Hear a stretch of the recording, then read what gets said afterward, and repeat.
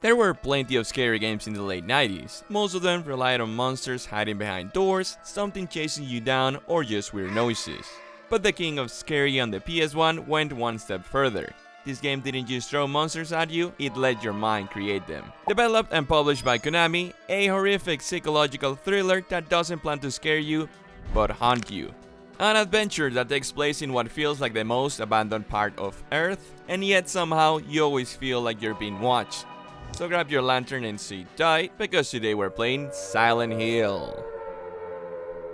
I feel like everyone knows Silent Hill, yet somehow no one can actually explain what it is about. Ask 10 people and you'll get 10 different answers. That's exactly what makes this series so fascinating to me. The endless puzzles, the vague explanations, the layers of meanings that feel like they're daring you to interpret them instead of just playing.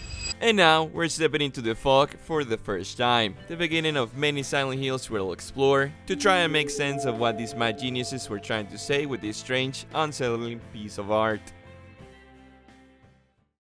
Straight off the bat, the intro is unsettling. The music and the very easy to miss recap that led to the events of this day. We see a happy couple that seems to pick up a baby off a cemetery. Normal. Followed by many cutscenes including characters we have no idea of, but we can guess they are foreshadowing upcoming events. The main menu is no different. Classic 90s gaming, but with a vibe that you're about to hop on into the roller coaster of life.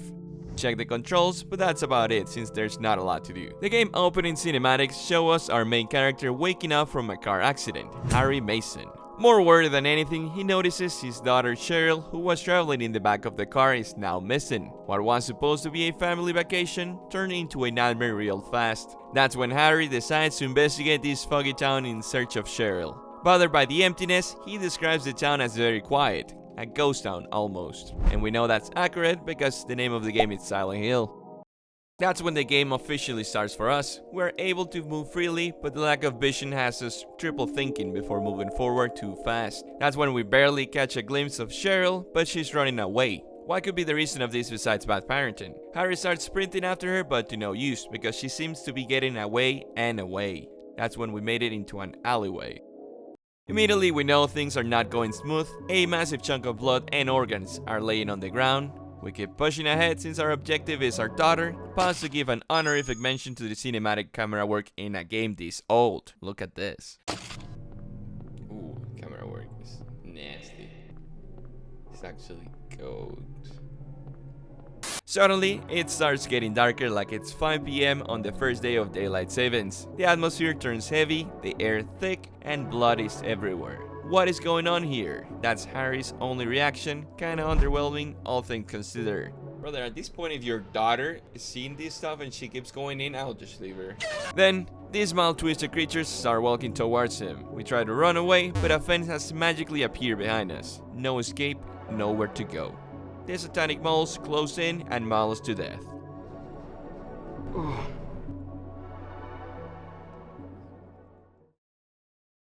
Well, that was everything for Silent Hill. Thank you for watching this video. Like and subscribe for more.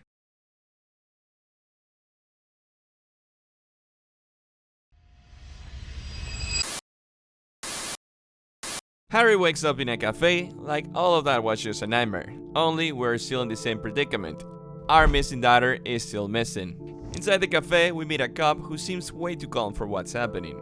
Names and reasons for being in this foggy town are exchanged. Sybil Bennett, that's her name.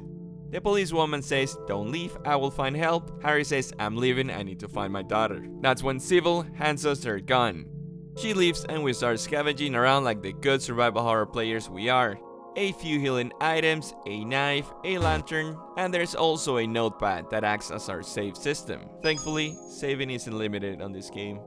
Just as we're about to step outside, a small red radio in the room starts blasting static, loud and distorted, and before we can even process it, this flying beast that I thought was extinct crashes through the window. We try to defend ourselves with a knife and realize how useless it is. The parrot almost kills me for trying to save bullets, but I get the Glock out and put a stop to the bird on the spot. Great, I'm out of heals already. Harry realizes this is not a bad dream, but reality. A bad reality. Once again outside, Harry, lost among the fog, decides to go for the safe bet, the alley where Cheryl initially went. That's the only lead we got. Let's talk about the map for a second. It looks like your typical tourist map you will find at the entrance of a city, but there's a twist. This one is interactive. For a game from the 90s, that's a huge deal. Believe me, with how easy it is to get lost here, this map is a bigger lifesaver than Dora's. Any place we visit during the adventure, there will be a notation of the context, what was found, or where we should investigate next. On our way to the alley, the red radio we picked up earlier starts spitting static anytime monsters are nearby. Oh turns out that broken thing is actually useful. I died a couple of times getting used to the tank controls and the hand-to-hand combat. But after what happened to me in Resident Evil last week, I was determined to save as many bullets as possible. Once we reach the alley, we find a clue. A note that simply says, "The school," ripped straight out of Cheryl's sketchbook. Next stop, the school. From the map, we can tell it's on the far bottom left corner of town. Time to run. Almost every street in Silent Hill leads to a dead end or a broken road. A straight up nightmare layout. We finally reached the school by crossing through a house whose backyard door was locked by, of course, a tricky puzzle. I'm not even gonna ask the logic behind that one. GG's. It gets so dark that we have to turn on the flashlight. Avoiding every dog and pterodactyl looking bird, we somehow make it to the school. You will think the lack of fog will make it less scary, right? Wrong. The silence is worse. Every step feels like a jump scare waiting to happen. Points to Gryffindor for the atmosphere. Now, even though we are in an enclosed area, the progressing method is similar as the outside. A lot of ground to cover, we'll have to check everything in order to come with a clue, an answer, or something. Inside one office, we find 3 open books stained with blood, each one describing something under an hour of the day. They reference music, alchemy, and the boiler room, and all 3 hide puzzles that connect to the main mystery. In the school courtyard, there is a huge clock tower with empty sockets. It doesn't take a genius to see the connection between the poems and this thing. Oh, and the satanic moles are back. Oh shoot. They look harmless, but don't be fooled. They are experts at catching you mid-sprint. In the alchemy lab, we find a hand clutching a golden medallion. In the music room, there's a piano puzzle that took me 20 minutes to solve, dropping a silver medallion as a reward. And in the boiler room, we activate the generator. Suddenly, the clock tower unlocks. What's waiting inside? There is a ladder leading down to a creepy basement, and another ladder leading back up, almost like we just looked back. When we finally step outside, we realize we're still in the school courtyard, but everything is different now. The walls are covered in blood, the floors have turned into rusted grates, and the whole atmosphere has gone from eerie to hellish. The feeling of uncertainty doubles. We are in a familiar place, but it's twisted, like a nightmare version of what we just explored. This is where the game really starts trying to scare you. We push through this demonic version of the school, solve a few more puzzles, and eventually reach the basement. In the storage room, there's an elevator that takes us even further down, and something really out of a horror movie, a humongous lizard starts walking towards us. The first boss fight of the game. We've been in so much tension up until this point that we have completely overlooked the action aspect of the game. Good thing is, we have a lot of bullets. The aberration that I don't know how to describe ends up going down after tons of powder are shoot his way, especially when it opened his mouth to bite. That hurt the beast a lot. It went down, our vision got blurry, and there is a cinematic of an strange lady that vanishes into nothing. Harry wakes up in the boiler room like nothing happened. The moment we go upstairs, we hear a church bell. There is definitely someone ringing those. School is done for the day. Next up, the church. I don't know how I feel about running back into this fog. Inside the church, we find this weird, enigmatic lady that I have my doubts that she speaks English or is just a big fan of Yoda. Dahlia Gillespie is her name, and she knows about Cheryl. Harry doesn't understand a single word she says, but she gives us 2 things that claims will help us. The Flores, a weird object that will destroy walls, allegedly, and the key to the bridge that connects to the center of the city. Go to the hospital quickly, she says. On this game there is not a lot of clues, so anything that gets thrown my way I grab. With that key, we bring down the bridge and cross over to the next town.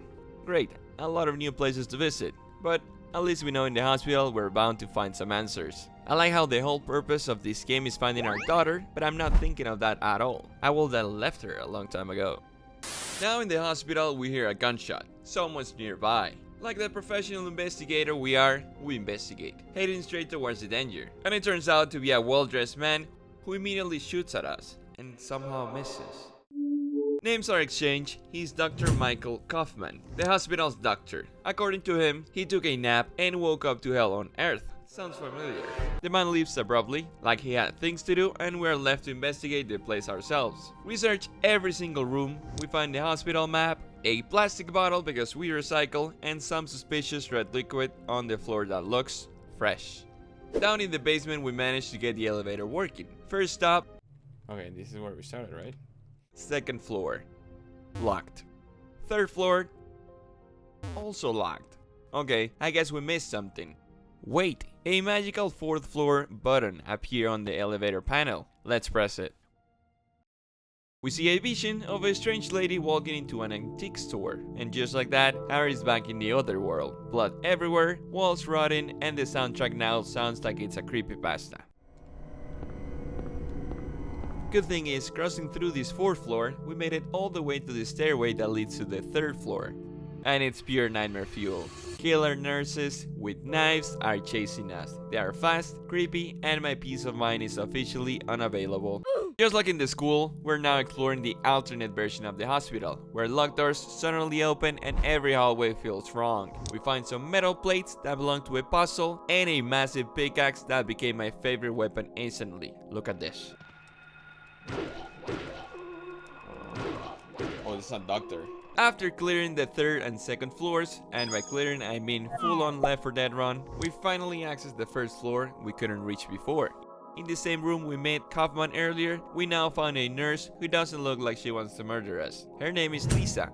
She's sweet, confused, and has absolutely no idea what's going on. As she and Harry talk, he suddenly gets a headache, and when he wakes up, things are back to normal. Then our favorite riddle dispenser, Yoda Gillespie, shows up again. She tells us we're late. For what? Who knows? But at least she's slightly more understandable this time. She gives us the key to the antique shop from our earlier vision and basically tells us to stop whatever evil is consuming the town. We check the map, northwest is our next stop. Inside the antique shop, nothing is special, just a save point, until curiosity strikes. We push a wardrobe aside and find a hole in the wall. Out of nowhere, Sybil, the cop from earlier, shows up. She's happy to see us. She says she tried to escape but couldn't, and mentions she saw Cheryl right before she disappeared into the lake. We crawled through the hole, which leads to a creepy altar. No clue what's going on, but honestly this is just a normal day in Silent Hill. The altar suddenly catches on fire as we're exiting, and the moment Sybil starts looking for us, we are gone. Next thing we know, we're back in the hospital. At this point, I have so many questions. Are these dreams, teleports, alternate dimensions, the nether? We talk to Lisa again, this time like she's our therapist. Harry asks about Dahlia, and Lisa says she's crazy, mentions her daughter died in a fire, and explains that the town has some weird cult activity going on. Great, that explains nothing but sounds relevant. Harry somehow wakes up again. Don't ask me how many naps this man takes. According to what Sybil said, Cheryl might be near the lake. Lisa surely knows how to get there. From the now bizarre antique shop, the moment we step outside it's pure chaos. Grated metal floors, monsters everywhere, zero time to fight. What the hell? We sprint into what looks like a town center. Suddenly a screen flickers on, showing a video of Cheryl asking for help. Now, that's motivation. We try to leave, but the floor collapses and we fall into a desert-like area. And guess what? It's boss fight time. A giant sandworm attacks. Luckily, we find a hunting rifle, finally some stopping power. There you go. This worm hides and attacks us. Extremely tricky, and the camera work is an up in this situation. With a lot of shots, the thing ends up going down. Oh wait, it's alive. Oh no, it left. And opened a path for us to escape. Thanks, sandworm.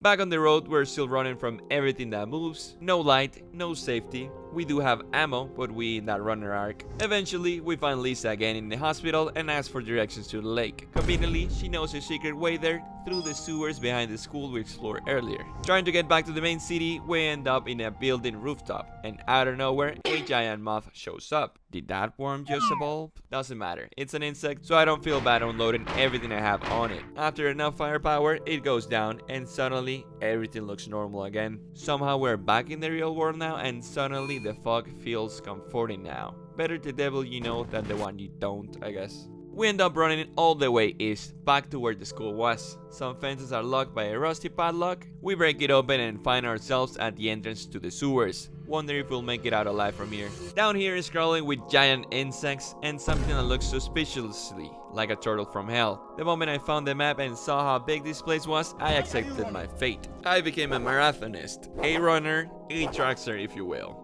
Eventually, we make it into Silent Hill Resort. the place we originally came to vacation and hopefully find Cheryl. At first, everything is too calm. We investigate a motel that's full of locked doors, so we keep moving. As we approach the lake, reality starts melting again. This time right before our eyes, no fainting required. It confirms that this other dimension has always been real. I swear, as a kid I used to love scary movies because of that heart-racing feeling. This game brought me right back to that time, and I'm grateful for it. Harry the Sprinter and Conflict Evader makes it to the pier, where we find Sybil inside a boathouse. Somehow she beat us here. Then Dahlia Gillespie, still talking in cursive, shows up and tells us to stop the demon. Apparently it's taking the form of our daughter. Sybil goes to the amusement park and we head to the lighthouse on Dahlia's directions. On the lighthouse there is an extremely scary staircase, takes us all the way up to a completed summoning ritual. Nothing to do here, let's go see Sybil. The amusement park is hands down the creepiest place overall. There is something about mixing kids stuff and horror that combines perfectly, just like peanut butter and jelly. It's peanut butter jelly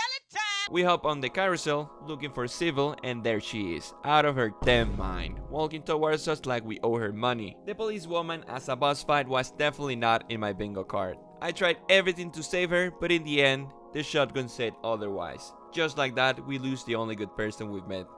Then, the mysterious woman from our vision appears. We demand she release Cheryl, but she stops us with physic powers. Until we use the florist, the weird triangle puzzle Rubik Dahlia gave us earlier. It activates, attacks the woman, and Dahlia pops up acting like this was all part of her plan. Turns out the woman is Alyssa, Dahlia's daughter, meaning we've been basically doing the crazy lady's dirty work. They disappear and Harry wakes up again in the hospital. Hospital Nap should have been the name of the game if you ask me. This time, things are twisted. We are in familiar hallways, but every door leads to rooms from past locations. It's a mind-bending realization. Horoscope puzzles, initials, hidden keys. We even start finding some weird amulets that we don't know what they're for. Inside a room, we find Lisa again and she officially loses her mind. I mean, it's justified all things considered. Out of nowhere, blood starts coming out of her face. She just started turning like those other killer nurses. Sad indeed. Harry just leaves her behind. Thankfully, we don't have to kill her. With 5 amulets in hand, it was clear that we're getting into the endgame. Inside a child's room, we place them all 5, and on the other side we start seeing ghosts of what it seems to be the past of Dahlia and Alyssa as she was alive. Clear signs of abuse that somehow led to all this we have been experiencing so far. Here we realize Alyssa owns psychic powers that her mother wants to exploit since she's obsessed with creating life. I don't know what concept of life she has. Down some bottomless stairs we go, armed through the teeth. We are ready for whatever monsters get thrown at us.